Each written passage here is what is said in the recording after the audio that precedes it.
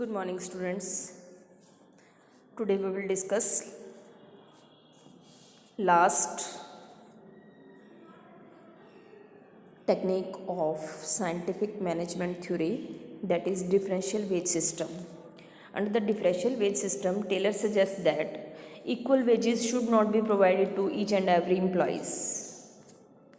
Fayol तो ये बात कहता है कि सभी को एक जैसे काम के लिए एक जैसी सैलरी दें, लेकिन टेलर ये बात कहता है कि अगर हम एक जैसे काम के लिए सभी को एक जैसी सैलरी देते रहेंगे तो एम्प्लॉयज़ में कुछ बहुत ज़्यादा हार्ड वर्कर होते हैं, अच्छा मन लगा के काम करते हैं, और कुछ एम्प्लॉयज़ ऐसे होते हैं जो केयरलेस होते हैं, वो बिल्कुल काम नहीं करते हैं।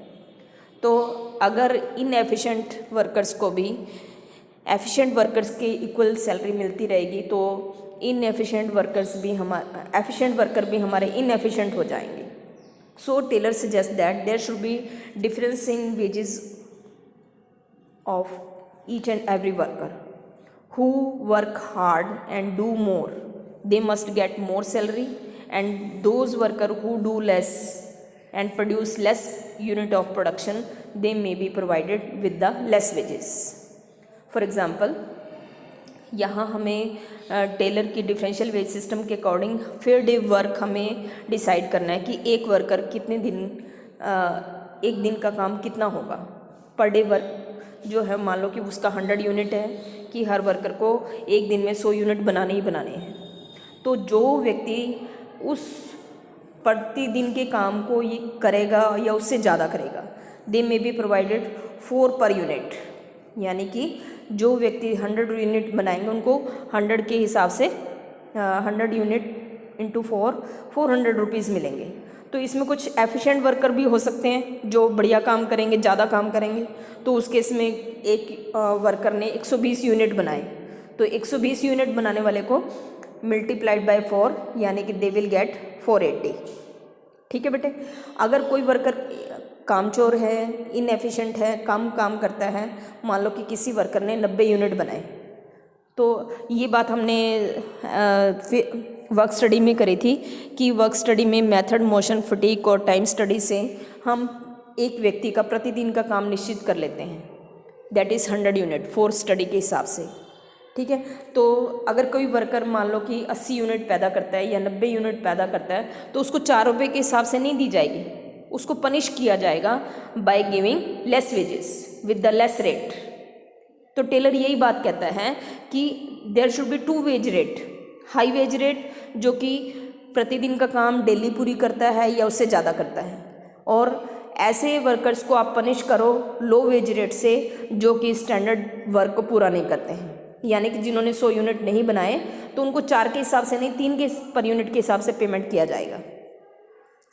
तो मान लो कि अभी यहाँ पे एग्जांपल दे रखा है बेटे कि किसी ने 101 यूनिट बनाए हैं तो दे आर गेटिंग 404, एंड जो 99 यूनिट बना रहा है 99 को 3 के हिसाब से मिलेगा, तो they may be getting 297, and those who produce less work they are punish with the 107 rupees.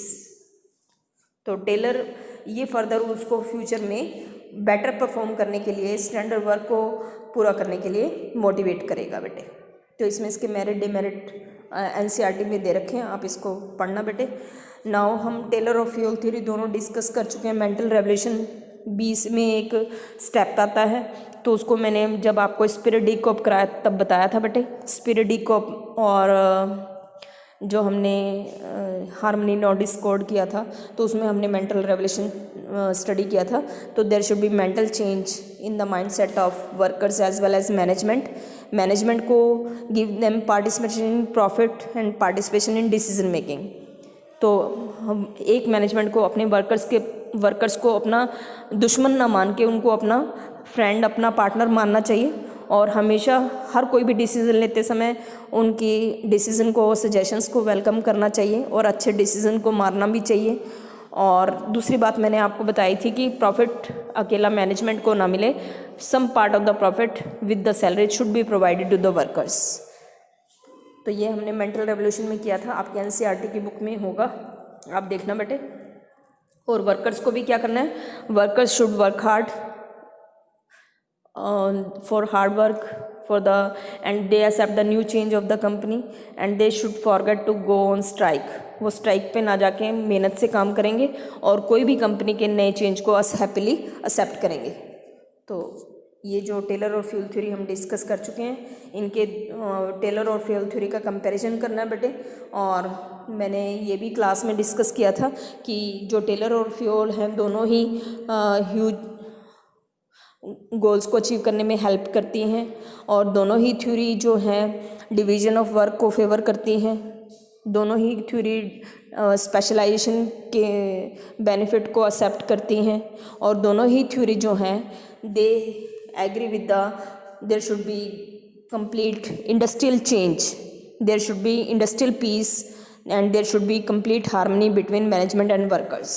तो ये सिमिलैरिटी है इसकी बेटे, आप देख सकते हो अपनी बुक में और पढ़ लेना आप इसको। इसमें दोनों ही टेक्निक जो हैं इसके 3-3 पॉइंट करने हैं बेटे आपने।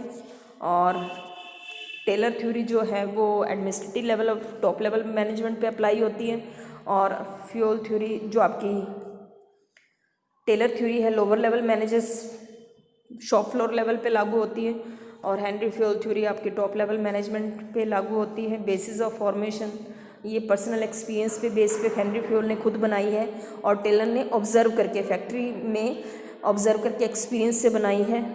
और जो फोकस है हेनरी फ्यूल का improving the overall manage energy of managers है एंड इसका जो टेलर थ्योरी का मेन फोकस है increasing productivity quality quantity and to increase the efficiency of the worker at the shop floor level.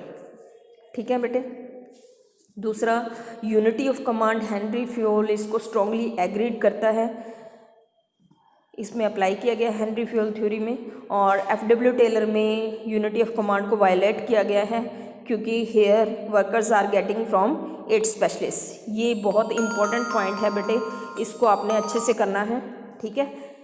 और जो आपकी Henry fuel theory है it is applied universally, ये हर जगह हर लेवल पे लागू होती है। लेकिन जो आपकी टेलर थ्योरी है it is applied in the special situation when there is a production activity in the shop floor level. और दोनों के नाम, हेनरी फ्यूल थ्योरी को हम जनरल थ्योरी ऑफ मैनेजमेंट कहते हैं और टेलर थ्योरी को साइंटिफिक थ्योरी ऑफ मैनेजमेंट बोलते हैं। और हेनरी फ्यूल प्रैक्टिशनर था और टेलर साइंटिस्ट था। तो आप इसको डिटेल में पढ़ना, ये डिफरेंस मैंने करा दिया है। और मेरी तरफ से ये सारा यूनिट आपका कंप्लीट है और tomorrow we will discuss about the business environment. ठीक है बेटे। तो 10 दिसंबर से आपके एग्ज़ाम हैं और ट्राई टू अंडरस्टैंड कि अब पढ़ना बहुत ज़रूरी है। कोरोना ज़्यादा फैल गया है इसलिए छुट्टियां भी हो गई हैं, पर्सनल टच भी हमारा ख़त्म हो गया, लेकिन हम ऑनलाइन जुड़े रहेंगे। ठीक है। कोई प्रॉब्लम हो तो यूनिट वाइज आप रिवाइज करो। तो I will make my best to understand whole syllabus to you. Okay. I am in every situation I am with you and you can ask me any doubt. हर रोज़ आप अपने doubts 12 बजे से लेके 1 बजे तक पूछ सकते हो बेटे। ठीक है। डेली 12 बजे से 1 बजे के बीच में मैं आपके लिए अवेलेबल रहूँगी। Have a nice day.